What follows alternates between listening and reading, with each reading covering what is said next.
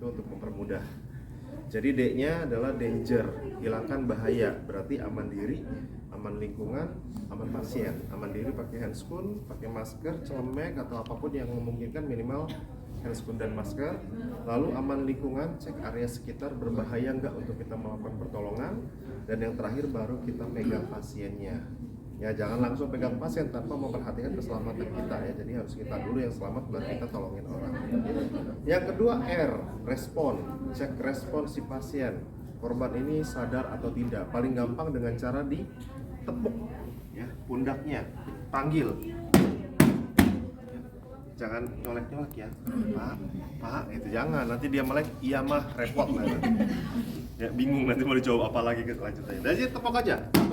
Pak, respon atau tidak. Kalau tidak respon, baru teman-teman call for help, minta tolong. Aktifkan SPGDT-nya, aktifkan IMS-nya. Minta tolong paling gampang. Tolong. Misalnya nggak ada yang kenal. Mbaknya yang pakai baju hitam, tolong bantu dong. Bapaknya Pak Satpam, tolong dong. Nah, ketika manggil itu, yang harus kita lakukan adalah, Pak, tolong teleponin ambulan dong. Telepon ke 119 atau ada nggak AED di sini? Bapak punya ambulan nggak? Tolong siapin ambulannya. Nah, ketika itu melakukan, baru kita ke ranah yang berikutnya, C, sirkulasi. Sirkulasi yang kita lakukan pertama kali adalah cek nadi karotisnya. Tadi sudah ya teman-teman sama dokter Elizabeth untuk mengecek nadinya masing-masing. Ketemu semua kan? Kalau nggak ketemu repot ya, kita RCP dong. Nah, cari jakunnya, pakai 2 atau 3 jari. Setelah itu geser ke sebelah kanan atau ke sebelah kiri ya. Nah, dalam pemeriksaan juga sama. Ketika kita ada di sisi kanan penderita atau pasien, kita gesernya ke sisi kanan.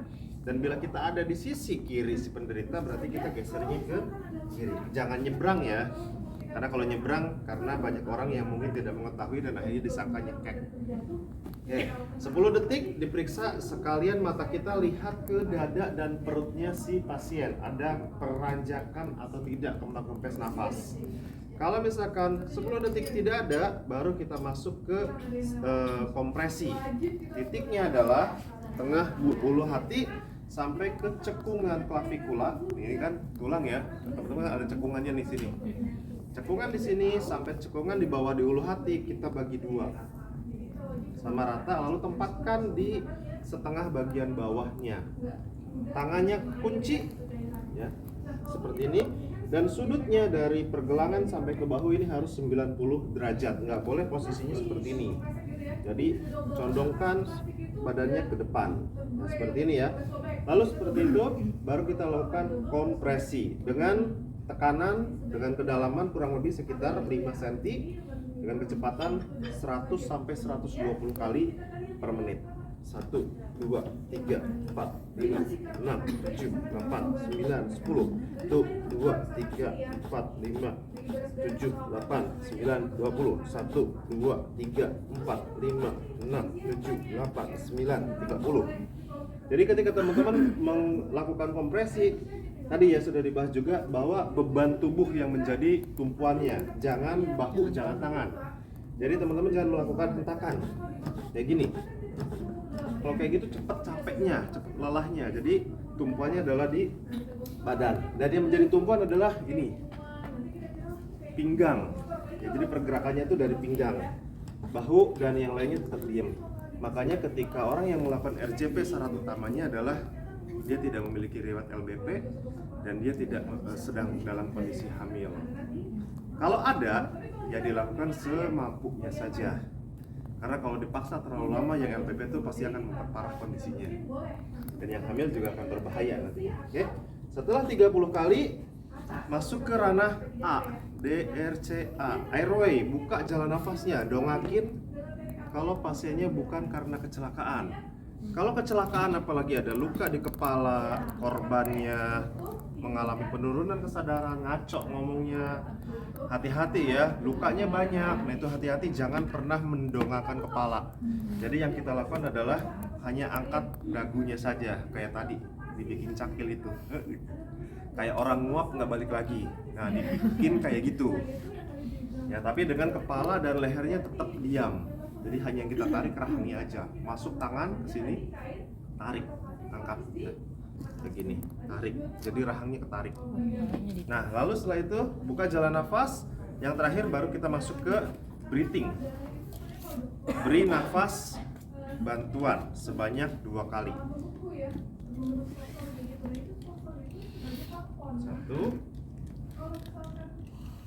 2, ya. Itu satu siklus. Lanjut lagi. 1, 2, 3, 4, 5, 6, 7, 8, 9, 10. 1, 2, 3, 4, 5, 6, 7, 8, 9, 20. 1, 2, 3, 4, 5, 6, 7, 8, 9, 30. Buka jalan nafas lagi. Pompa. Terus diulangi sampai kurang lebih 2 menit atau 5 siklus. Setelah 2 menit atau 5 siklus kita boleh melakukan pengecekan. Cek nadi, cek nafas sudah ada atau belum. Kalau belum, ulangi lagi. Terus seperti itu. Tapi kalau misalkan ternyata nadinya ada dan nafasnya belum ada, kita bisa melakukan rescue breathing. Nah, kita pindah posisinya ya ke atas kepala pasien. Posisi kita jadi seperti ini. Terus kita lakukan rescue breathing. Jadi berikan 1 kali tiupan setiap 6 detik. Pompa, hitung 1, 2, 3, 4, 5, 6. 1, 2, 3, 4, 5, 6. Tindakan ini lebih familiar disebut apa? Pernah lihat nggak di UGD? Dokternya, perawatnya sering melakukan pada korban-korban yang mungkin nggak sadar, nadinya ada tapi nafasnya nggak ada. Kalau udah pakai alat biasanya nyambung ke venti. Nah, sebelum nyambung ke venti biasanya sebutannya apa kayak gini? Resusitasi. Ya, resusitasi pernapasan, tapi yang lebih familiar. Pernah dengar istilah ngebegging nggak? Enggak ya? Oh, biasanya kalau perawatnya suruh kayak gitu tuh. Pantesan ya. Iya. Nah, biasanya kalau perawatnya begging. Nah, ketika dia melakukan pompaan terus-terusan kayak gini, 1, terus diem, pompa lagi, pas diem, pompa lagi, itu istilahnya ngebegging. Nah, biasanya ketika di UGD dan memang ventilatornya tidak ada ya, kepake semua gitu, biasanya mereka akan melakukan begging ini secara manual. Si perawatnya terus-terusan aja, ketika si pelatih kecapean biasanya mengedukasi keluarga, Pak, pompa ya Pak ya, gitu. Nah, itu sering dilakukan. Saya pernah melakukan pompa kayak gini itu dari Jakarta Klaten, manual, pompa kayak gini. Sampai tangannya udah lemes, pindah ke kaki ke sini, saya pompa gini aja. Udah lemes, pindah lagi ke sini. Itu pernah juga. Ya.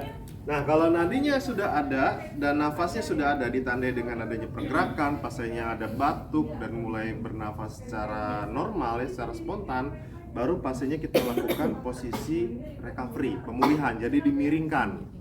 Ya, ditarik dengan posisi seperti meluk guling. Kita melakukan RJP pada bayi.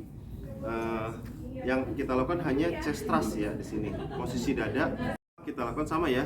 3A dulu, dangernya dulu. Setelah itu cek respon. Kalau misalkan tidak ada, cek nadi. Nah, cek nadinya di brachialis. Kalau nadinya tidak ada, kita langsung lakukan RJP. Siklus RJP langsung dilakukan. Tadi kalau dewasa kan nadinya tidak ada, kita minta tolong ya.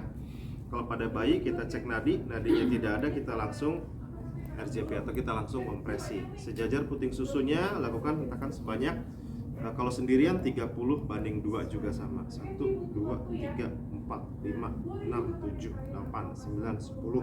1, 2, 3, 4, 5, 6, 7, 8, 9, 10. 1, 2, 3, 4, 5, 6, 7, 8, 9, 30. Buka jalan nafasnya, kita kasih tiupan atau pakai BVM juga yang sungkupnya khusus untuk bayi. Ya, pompa. Kalau misalkan posisi seperti ini capek, boleh taruh di bawah pakai 2 jempol. Tuh 2, 3, 4, 5, 6, 7, 8, 9, 10. Tuh 2, 3, 4, 5, 6, 7, 8, 9, 20. Tuh 2, 3, 4, 5, 6, 7, 8, 9, 30. Pompa lagi ya, pakai masker bayi.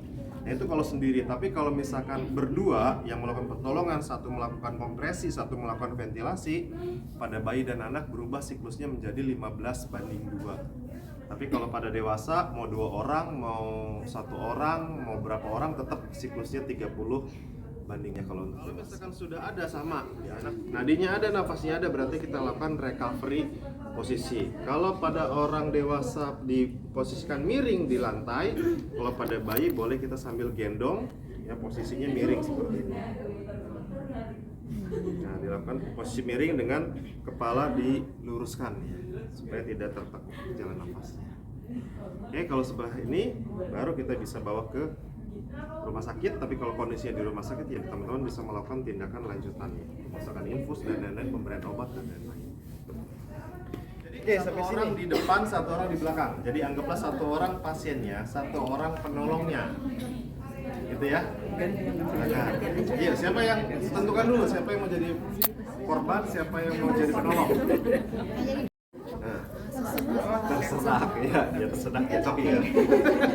Jadi dia mau pegang leher ya, pegang leher, terus mulutnya kebuka, nggak bisa ngomong, nggak ada aliran udara, biasanya lama-kelamaan mukanya makin pucat. Nah, bila kita menemukan seperti ini, langsung teman-teman memperkenalkan atau menolong. Pak, saya perawat, atau Pak, saya dokter, saya coba nolong ya, gitu. Dengan ditandai seperti ini. Nah, dokter buka kakinya, kaki si korban ya, buka kaki penolong, kaki si korbannya kita buka. Nah, dibuka kan, selebar bahu. Oke, ya selebar bahu. Lalu tangan kita masuk, boleh pegangan tangannya si korban ini kita lepaskan. Ya, lepaskan, lepasin, boleh dilepaskan bila mengganggu. Lalu setelah berikutnya masuk tangan kita melalui celah tiang. Ya, cari umbilikus dan PX-nya, cari ulu hati dan umbilikus. Ulu hati, ya. Udel dan ulu hati. Cari antara udel dan ulu hati. Lalu posisikan 1 tangan yang dominan mengepal. Mau kanan mau kiri bebas, terserah teman-teman yang dominan tangan kanan atau tangan kiri. Dengan jempol yang kita lindungin seperti ini, tempatkan di antara ulu hati dan udelnya. Ya, antara ulu hati dan udel. Jangan di tengah ulu hatinya ya, bawahin dikit. Memang itu yang kita cari. Oke, udah. Tempatkan di antara udel dan ulu hati. Lalu anjurkan si korbannya untuk batuk. Pak, batuk, atau Bu, batuk. Nah, ketika batuk kita tekan ke dalam, dorong ke atas. Tekan ke dalam, dorong ke atas. batuk, tekan. Jadi yang posisinya ya, bukan begini. Jadi tekannya bukan begini tekannya, tapi dorong ke atas. Tekan, dorong ke atas. Tekan, dorong ke atas. Rasa nggak? Ya, lakukan itu sebanyak 5 kali. Sampai keluar Ya. aja gitu. Jangan beneran ya dok, nanti makanannya keluar semua. Risolnya keluar lagi. Keluar lagi tadi. Nah, setelah 5 kali, kalau misalkan benda asingnya belum keluar, lanjut dong. Nah, matanya pindah ke samping sini, Mam. Nah, iya pindah ke samping. Masuk, maaf ya. Nah, posisi kayak gini, pegang ke bahunya dong. Nah, iya. Jadi korbannya disuruh sedikit nunduk, ngebungkuk. Ya.